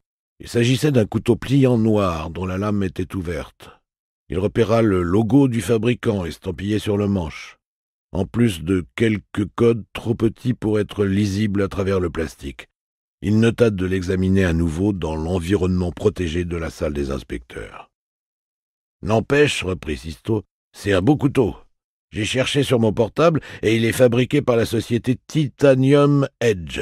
C'est un Secom Black. La lame est saupoudrée de noir de façon à ne pas refléter la lumière. Vous savez bien, quand on est dehors la nuit et qu'on a besoin de zigouiller quelqu'un. » Tout cela proféré d'un ton sarcastique qui n'amusa pas Bosch. « Oui, je vois, dit-il. J'ai consulté 2 ou 3 blogs sur des couteaux pendant que j'attendais. Si, il y a des blogueurs spécialisés dans le couteau. Pour beaucoup d'entre eux, le Secom Black est un des meilleurs modèles sur le marché. » « Meilleur pour quoi faire ? Des trucs terrifiants, faut croire. Du boulot de tueur.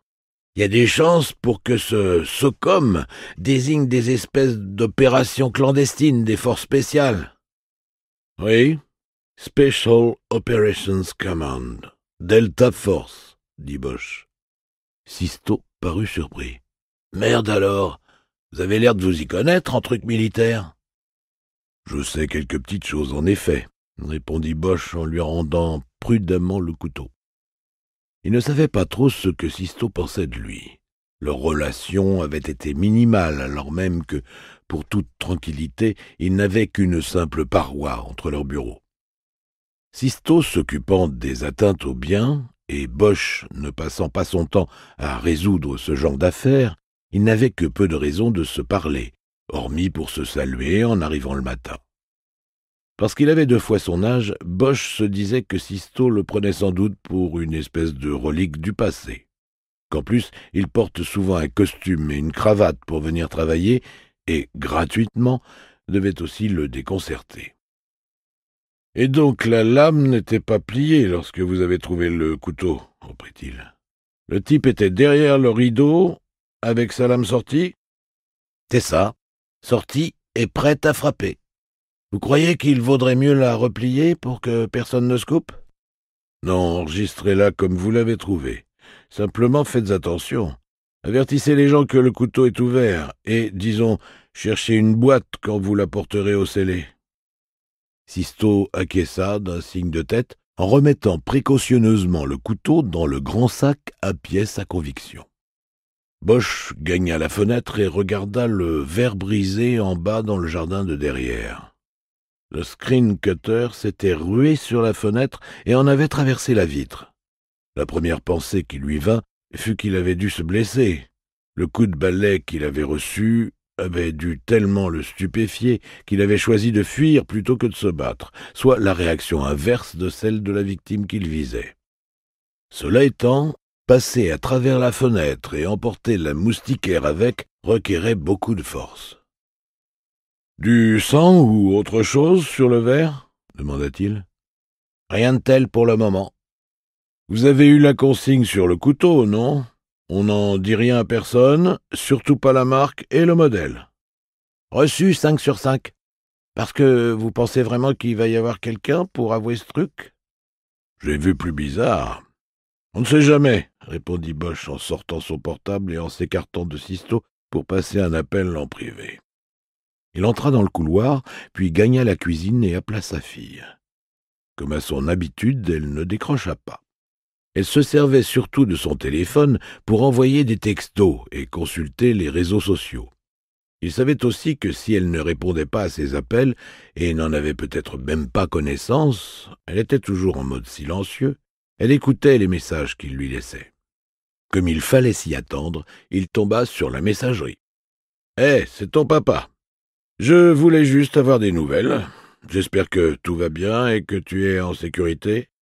Il se pourrait que je passe par le comté d'Orange pour descendre à San Diego cette semaine. Dis-moi si tu as envie de boire un café ou de manger quelque chose avec moi. On dit un dîner. Bon, allez, je t'aime fort et espère te voir bientôt. Et mets de l'eau dans l'écuelle du chien. » Il raccrocha et passa dehors par la porte de devant. Un officier de la patrouille montait la garde. Il s'appelait Hernandez. « Qui c'est le patron ce soir ?» lui demanda Bosch. « Le sergent Rosenberg.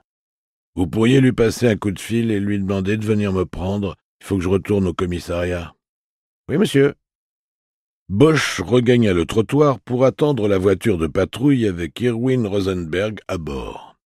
Il avait besoin qu'on le ramène, mais il avait surtout besoin de dire à Rosenberg, qui serait le chef de veille cette nuit-là, de faire en sorte que la patrouille garde un œil sur la maison de Béatrice Sahagún.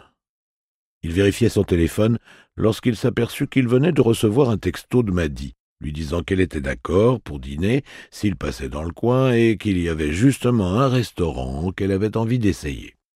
Il lui répondit qu'il pourrait organiser ça dès qu'il verrait plus clair dans son emploi du temps.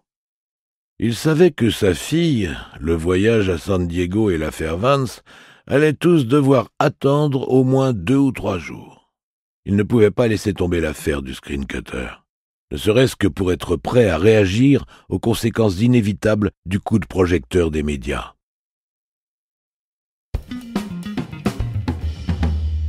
Chapitre 20. Ce samedi matin-là, il fut le premier à arriver à la salle des inspecteurs. La seule chose qui aurait pu le rendre encore plus fier aurait été d'avoir passé toute sa nuit à travailler sur l'affaire.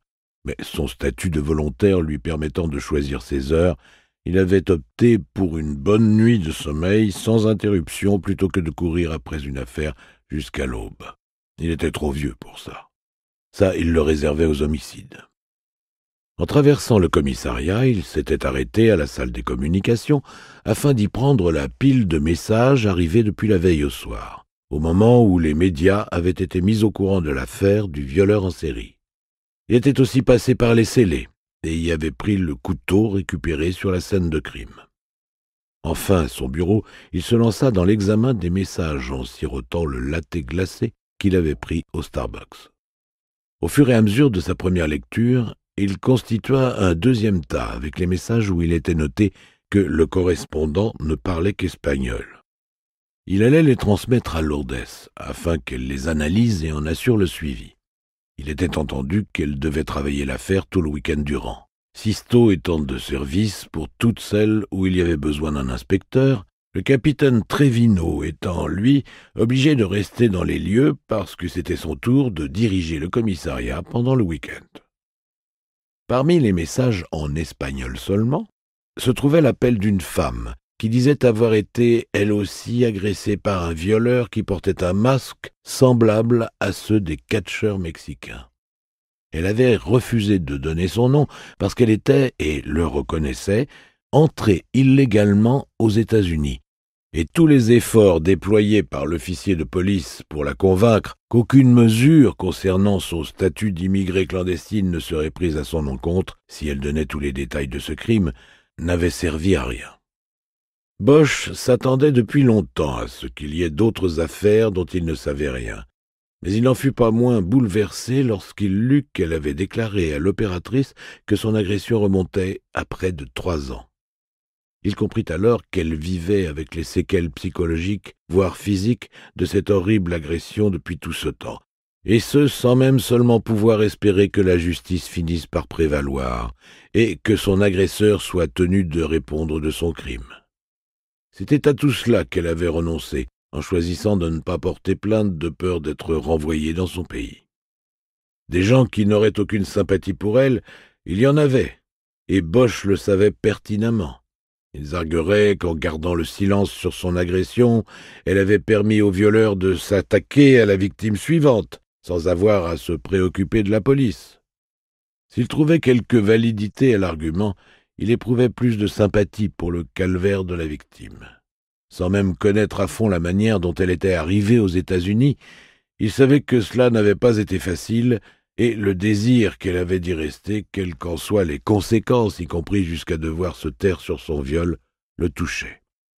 Certains politiciens pouvaient bien parler d'élever des murs et de changer les lois pour empêcher les gens d'entrer aux États-Unis.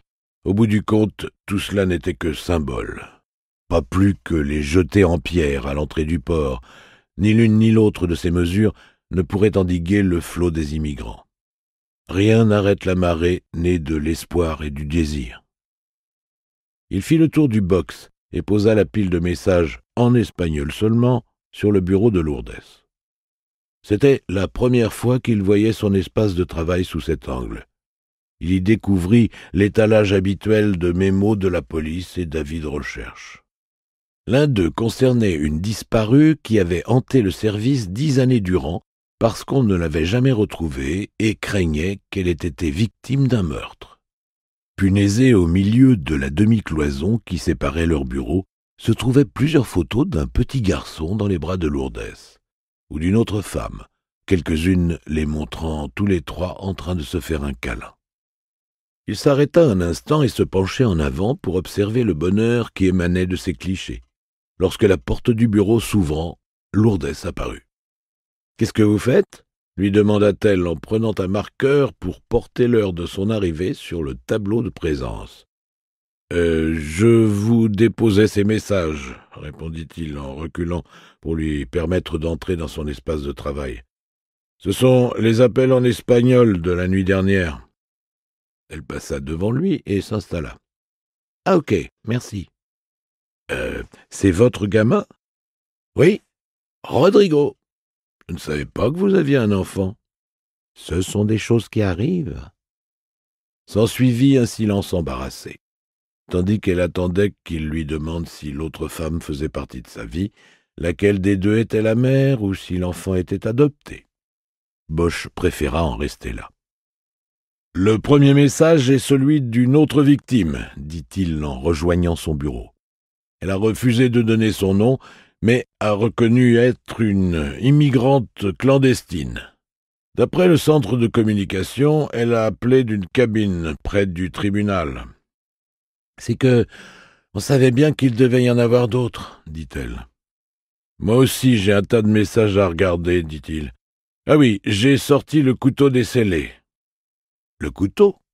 Pourquoi ? » Ces poignards militaires de première qualité sont des collectors. On pourrait en remonter la piste. Il regagna son bureau et disparut à la vue de sa collègue. Il jeta d'abord un coup d'œil aux messages qui l'occuperaient à coup sûr une bonne partie de la journée et ne donneraient rien ou presque, puis il s'attarda sur le couteau. Il enfila une paire de gants en latex et sortit l'arme de son sac en plastique. Le bruit qu'il avait fait attira l'attention de Lourdes, qui se leva et regarda par-dessus la cloison. « Je n'ai pas vu hier soir, » dit-elle. Bosch le lui tint en hauteur pour qu'elle puisse le voir de près. « Putain, ce truc a l'air vraiment méchant, » s'exclama-t-elle. « Ça sert aux escadrons qui doivent tuer sans bruit, » dit-il. Il ramena le couteau vers lui et le tint à l'horizontale, le tranchant de la lame en avant, et mima une attaque par derrière en couvrant la bouche de la victime de la main droite et en lui enfonçant de la gauche la pointe de la lame dans le cou, et le lui ouvrant en la poussant vers l'avant. On l'enfonce dans le côté du cou et on sectionne tout ce qui saigne jusqu'à la gorge, dit-il. Absolument silencieux. La cible perd tout son sang en moins de 20 secondes, et basta. « La cible ?» répéta-t-elle. « Vous avez fait partie de ces types ? À la guerre, je veux dire. »« Oui, j'ai fait une guerre bien avant que vous ne naissiez. Mais on n'avait rien de pareil, nous, on mettait du cirage à godillot sur nos lames. » Elle eut l'air perdue. pour qu'on ne voit pas de reflet dans le noir, expliqua-t-il. Oui, bien sûr, dit-elle. Il reposa le couteau sur son bureau, tout gêné de la démonstration qu'il venait de lui faire. « Vous pensez que notre bonhomme est un ancien militaire ?» lui demanda-t-elle. « Non, je ne crois pas. »« Pourquoi ?»« Parce que hier il s'est sauvé. Pour moi, s'il avait suivi le moindre entraînement, il se serait ressaisi, redressé et aurait foncé droit sur Béatrice. Peut-être même l'aurait-il tué. » Elle le dévisagea un instant et de la tête lui montra son latte glacé en train de laisser une trace d'eau sur son sous-main. « Elle était là quand vous êtes entré au Starbucks ?»« Non, elle n'y était pas. Ça n'a rien de surprenant. Mais il se pourrait aussi qu'elle soit de repos le samedi. »« Ok, bon. Je vais commencer à rappeler certaines de ces personnes. J'espère que ça ne vous gêne pas. »« Non, non, pas de problème. » Elle disparut à nouveau tandis qu'il chaussait ses lunettes de vue pour examiner le couteau. Et là, alors qu'il regardait l'arme posée sur son sous-main, il vit autre chose. Il vit le visage d'un homme qu'il avait tué dans un tunnel plus de 40 ans auparavant. Il s'était terré dans un trou de la paroi et l'homme était passé juste devant lui dans le noir, sans le voir, ni le sentir. Bosch l'avait attrapé par derrière, lui avait posé une main sur le visage et la bouche et lui avait tranché la gorge avec son poignard. Tout s'était terminé si vite et avec une telle efficacité qu'aucune goutte du sang artériel qui avait jailli ne l'avait touché. Depuis, il n'avait jamais oublié le dernier souffle de cet homme sur la paume qu'il lui avait collé sur la bouche. Jamais non plus il n'avait oublié comment il lui avait fermé les yeux et l'avait étendu par terre dans son sang. « Harry !» Il émergea de son souvenir. Le capitaine Trevino se tenait derrière lui dans son box. « Désolé, je réfléchissais, » bafouilla-t-il. « Quoi de neuf, capitaine ?»« Émargez au tableau de présence, » lui ordonna Trevino. « Je ne vous le répéterai pas 2 fois. » Bosch pivota sur son fauteuil et découvrit Trevino en train de lui montrer la porte où se trouvait le panneau. « D'accord, je fais ça tout de suite, » dit-il. Il se leva, Trevino reculant pour le laisser quitter son box. « C'est le couteau ?» lança-t-il dans son dos. « C'est ça même. » Bosch prit un marqueur dans la rainure du tableau et nota qu'il était arrivé à 6h15 du matin. Il n'avait pas vérifié l'heure exacte, mais il savait s'être trouvé au Starbucks à 6h. Trevino entra dans son bureau et en ferma la porte. Bosch revint à son couteau. Cette fois, il oublia son petit voyage dans le temps et se pencha pour lire les chiffres gravés sur la lame noire. D'un côté du logo Titanium Edge se trouvait la date de fabrication, 0908, et de l'autre son numéro de série. Il nota les 2 numéros et alla sur le net pour voir si la Titanium Edge avait un site web. Il s'y affairait encore lorsqu'il entendit Lourdes rappeler quelqu'un en espagnol. Il en comprit assez pour savoir qu'elle parlait avec une femme qui disait connaître le violeur. Il sut tout de suite que le coup de fil serait bref. Les enquêteurs étaient à 95% certains que l'individu qu'ils cherchaient était blanc. Toute personne accusant un latino aurait tort et serait très vraisemblablement en train d'essayer de rendre la vie impossible à un ennemi personnel. Il trouva le site web de la Titanium Edge et apprit rapidement que les propriétaires de ces couteaux pouvaient les déclarer lors de l'achat ou après. Cela n'étant pas obligatoire, il se dit que les 3/4 de leurs acquéreurs ne devaient pas se donner cette peine. Le fabricant se trouvait en Pennsylvanie, soit près des usines produisant l'acier de leurs armes. D'après le site, la société fabriquait plusieurs modèles de couteaux pliants. Ne sachant pas si ce serait ouvert un samedi, Bosch tenta sa chance et appela le magasin. Son appel étant pris par une standardiste, il demanda qu'on lui passe le responsable de service. « Aujourd'hui, on a Johnny et George, » lui fut-il répondu. « Ce sont eux qui gèrent. »« L'un des deux est-il disponible ? L'un ou l'autre m'ira. » Elle le mit en attente et 2 minutes plus tard, un homme au ton bourru se fit entendre sur la ligne.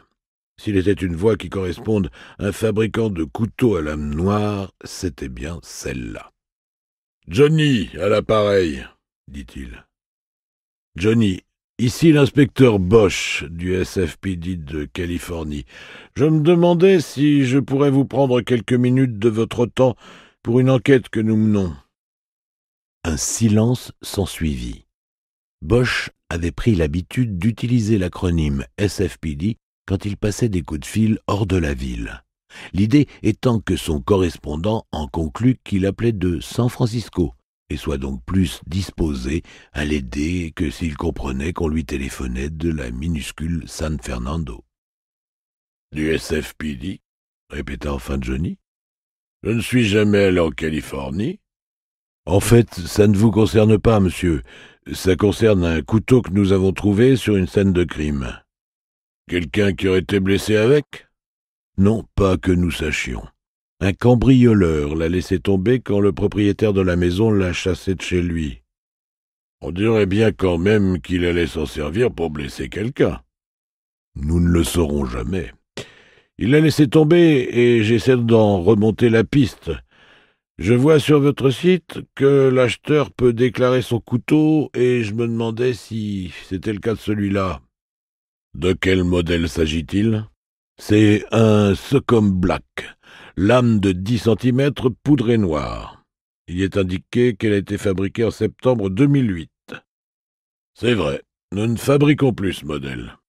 Il n'empêche, à ce que j'entends dire, il est toujours très estimé et considéré comme un collector. » Bon, laissez-moi consulter l'ordinateur pour voir ce qu'on a.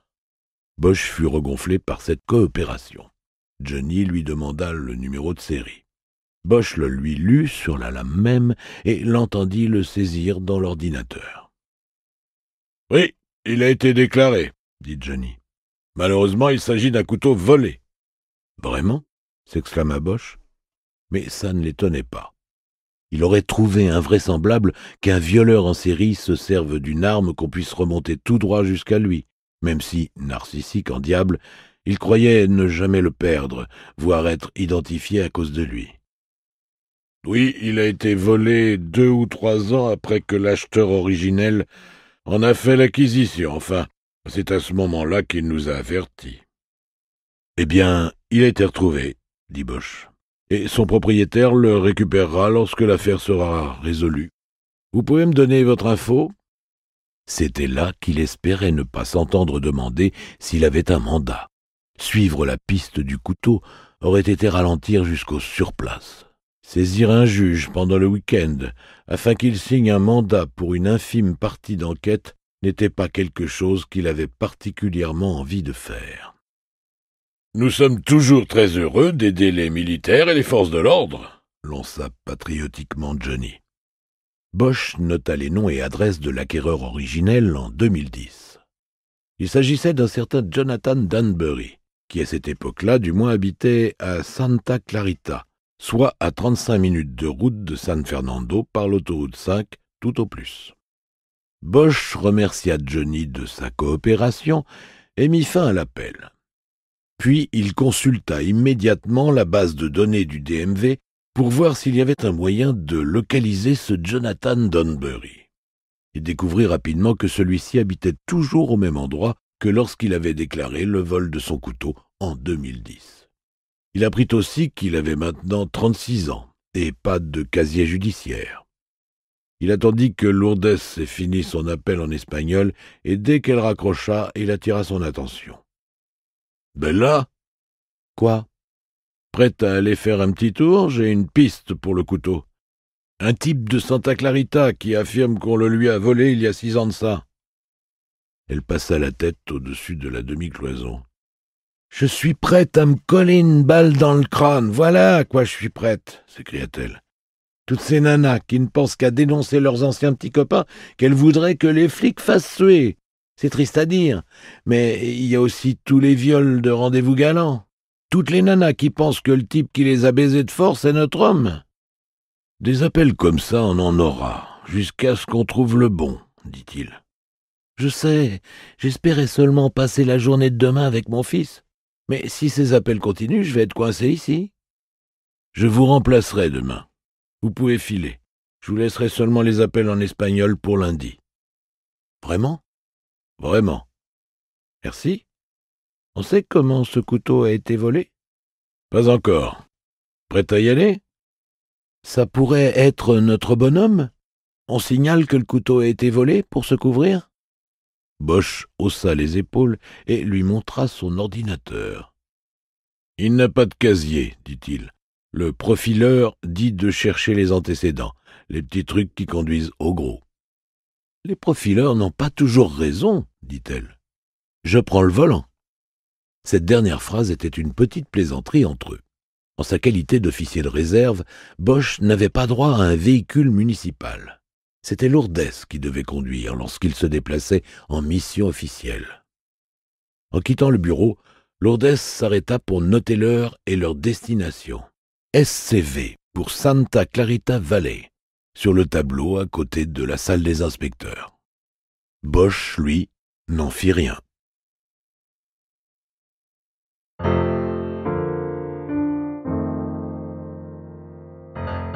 Chapitre 21. La Santa Clarita Valley était une énorme communauté dortoirs, construite dans la trouée entre les montagnes de San Gabriel et de Santa Susana. Située au nord de Los Angeles, elle était protégée de cette ville et de ses maux par ses deux chaînes. Dès le début, elle avait attiré vers le nord de la mégalopole des familles qui recherchaient des maisons meilleur marché, des écoles plus modernes, des parcs plus verts et moins de crimes. Ces caractéristiques avaient aussi attiré des centaines de représentants des forces de l'ordre désireux de quitter les lieux qu'ils avaient servis et protégés. Le temps aidant, on le disait, Santa Clarita était devenu l'endroit le plus sûr où habiter, dans la mesure où il y avait un flic à tous les coins de rue, ou presque. Mais même avec pareille dissuasion et les montagnes comme rempart, les maux de la mégalopole étaient inévitables et avaient fini par franchir l'école et envahir parcs et quartiers. Jonathan Danbury pouvait l'attester.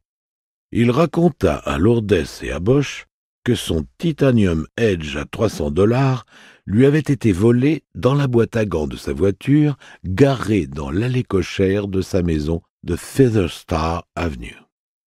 Et, ceci pour ajouter l'insulte à la blessure, que ce vol s'était produit en face du domicile même d'un adjoint du shérif. Agréable quartier des bourgeoisies moyennes à hautes, l'endroit était naturellement drainé par le Haskell Canyon Wash, un cours d'eau qui passait derrière. Danbury leur avait ouvert en t-shirt, short ample et tongs. Il leur expliqua qu'il était agent de voyage sur Internet et opérait de chez lui.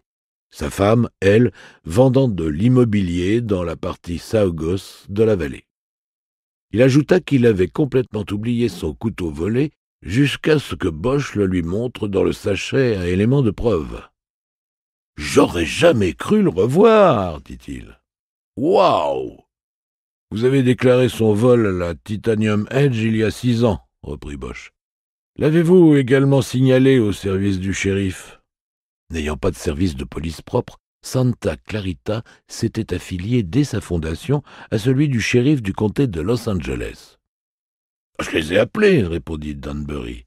De fait même, Tillman, l'adjoint qui vivait en face à l'époque, est venu me voir pour prendre ma déposition, mais ça n'a rien donné. »« Un inspecteur vous a-t-il appelé pour le suivi d'enquête ? » demanda Bosch. « Je crois me rappeler avoir reçu un appel, mais il n'était pas très enthousiaste. L'inspecteur pensait que c'était probablement des gamins du quartier.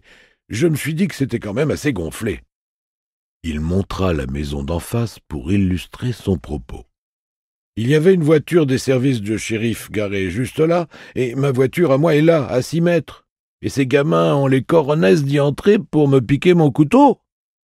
Ils ont cassé la vitre et déclenché l'alarme de la voiture ? Non, l'inspecteur a conclu que j'avais laissé ma voiture ouverte et m'a donné l'impression que c'était moi qui étais en faute. Sauf que non, je ne l'avais pas laissée ouverte. Je ne le fais jamais. Je pense que ces gamins avaient un Slim Jim ou autre et qui sont entrés dans la voiture sans casser la vitre. Et donc, pour ce que vous en savez, il n'y a pas eu d'arrestation. S'il y en a eu, sûr que personne ne m'en a dit un mot, bordel. Avez-vous une copie de votre déclaration, monsieur demanda Lourdes. Oui, mais ça remonte à loin, répondit Danbury. C'est que j'ai 3 enfants et que je dirige une entreprise, moi, ici. C'est pour ça que je ne vous ai pas prié d'entrer. C'est un bordel perpétuel et il me faudrait un bon bout de temps pour la retrouver dans tous ces détritus qu'on part du nom de maison. Il rit. Bosch s'en abstint.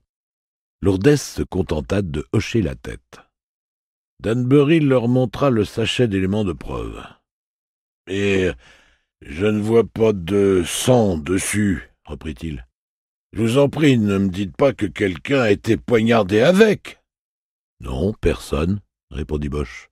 « Ça devait être sérieux pour que vous fassiez tout ce chemin jusqu'ici. »« Ça l'était, mais nous n'avons pas le droit d'en parler. » Bosch glissa la main dans la poche intérieure de sa veste, fit semblant de ne pas trouver ce qu'il cherchait et palpa ses autres poches. « Vous n'auriez pas une cigarette, monsieur Danbury ?» demanda-t-il. « Non, je ne fume pas, désolé. » Puis il montra le couteau et ajouta « Bon alors, on me le rendra. Il vaut probablement plus que ce que je l'ai payé. Il y a des gens qui les collectionnent. » « C'est ce que j'ai entendu dire, » répondit Bosch. « L'inspecteur Lourdes a vous donné sa carte. Vous pourrez la rappeler dans quelques semaines pour savoir si vous pouvez le revoir. Mais je peux vous demander quelque chose? Pourquoi vouloir ce couteau? » « Eh bien, pour être honnête, j'ai un beau-frère qui est un ancien militaire et qui collectionne ce genre de trucs. Je me suis dit que ça serait bien de me protéger un peu, mais je crois surtout que je me le suis procuré pour l'impressionner.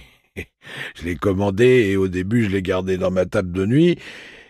Après, je me suis rendu compte que c'était idiot. J'aurais pu finir par blesser un de ces gamins. Alors, je l'ai mis dans ma boîte à gants. Et de fait, je l'avais complètement oublié jusqu'au jour où j'ai vu la boîte ouverte en entrant dans la voiture. J'ai vérifié et le couteau avait disparu. « On vous avait pris autre chose ?» demanda Lourdes. « Non, seulement le couteau. C'était la seule chose qui valait un peu quelque chose dans toute la voiture. » Bosch hocha la tête, se tourna et jeta un coup d'œil à la maison de l'autre côté de la rue. « Où l'adjoint du shérif a-t-il déménagé ?» demanda-t-il. « Je ne sais pas, » répondit Danbury. « On n'était pas vraiment amis. Peut-être à Simi Valley ?» Bosch hocha de nouveau la tête. Ils avaient récolté tout ce qu'ils pouvaient de renseignements sur le couteau, et apparemment Danbury avait réussi le test du flingue qui fume encore. Bosch décida de poser la question qui fait qu'on claque la porte, celle qui, la colère aidant, peut mettre fin à tout entretien des plus volontaires. « Cela vous ennuierait-il de nous dire où vous étiez hier, aux environs du déjeuner ?» demanda-t-il. Danbury le regarda un instant d'un air mal à l'aise, puis il y alla d'un sourire gêné. « Eh, mais... Oh, allons, c'est quoi ça ?» demanda-t-il. « Je suis soupçonné de quelque chose ?»« Simple question de routine, » lui renvoya Bosch. « Ce couteau a été retrouvé lors du cambriolage d'une maison aux environs de midi. Ça nous ferait tout simplement gagner du temps si vous pouviez nous dire où vous étiez. Comme ça, notre patron voit que c'est dans notre rapport et ne nous renvoie pas vous enquiquiner. » Danbury recula et posa la main sur le bouton de la porte.